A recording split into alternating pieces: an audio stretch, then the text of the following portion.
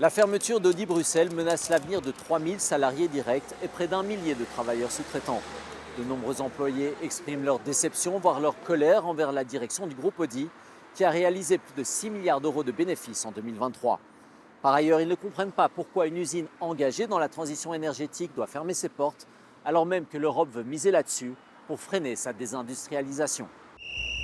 Le 16 septembre 2024, des milliers de personnes défilent dans les rues de Bruxelles jusqu'au siège du Parlement européen pour soutenir les emplois industriels chez Audi et dans le reste de l'Europe.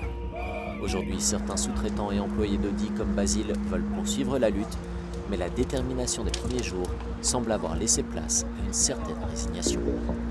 Ce qui me désole, c'est qu'il y a énormément de personnes qui vont perdre leur travail et malheureusement, on n'est pas beaucoup, comme d'habitude. Les gens sont solidaires sur Facebook. Je suis Audi, je suis sous-traitant, mais quand vous regardez autour de vous, il n'y a jamais rien.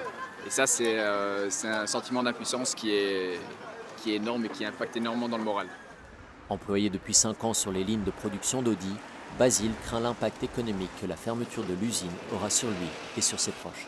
Dans ma situation personnelle, perdre ce travail est une catastrophe. J'ai un sentiment de révolte parce qu'en fait, je suis en train de perdre, on va dire, une partie de mon avenir, mais on n'est pas en faillite. On n'est pas en faillite et pourtant on ferme, on ne comprend pas. On trouve ça injuste en fait, c'est dégueulasse. On sait que nous sommes que des chiffres comparés à Audi, etc. On n'est rien, mais on part vraiment comme si on était des malpropres, on part comme si on n'a jamais existé. Et ça, c'est un sentiment de révolte, c'est moche. Audi Bruxelles n'a pas donné suite à nos demandes d'interview. Cependant, la direction a indiqué que la baisse des ventes de véhicules électriques, associée à des problèmes structurels comme les coûts élevés, justifiait la fermeture du site et sa délocalisation au Mexique. Pour Stavros, délégué syndical avec 40 années d'ancienneté chez le constructeur, la fermeture de l'usine a un goût particulièrement amer. Là, on voit une usine qui tourne, qui fonctionne, qui fabrique un produit, mais en réalité, il ferme cette entreprise. Il détruit ce produit. Les gens ont dit à la direction, nous, on est venus travailler quand on était malade. Nous, on a des tendinites, on a des problèmes au dos parce qu'on s'est sacrifié pour atteindre vos objectifs. On est venu travailler des samedis, on a fait des 20 minutes en plus. Donc en fait, les gens expliquaient à la direction leur colère. Ils expliquaient que les gens sont cassés. On a fait 8 millions de voitures, on a fait rentrer des milliards en francs belges et en euros.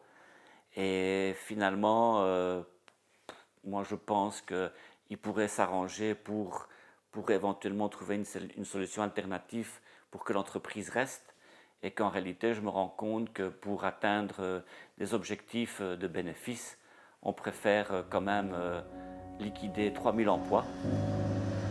Si un repreneur pour le site d'Audi reste envisageable, l'ampleur des emplois sauvés demeure incertaine.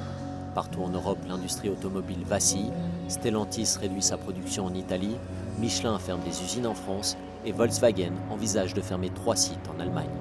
En cause, une croissance économique morose, la chute des ventes, surtout de véhicules électriques, et une concurrence accrue des modèles chinois plus abordables. La transition énergétique bouleverse le marché et l'industrie européenne peine à s'adapter.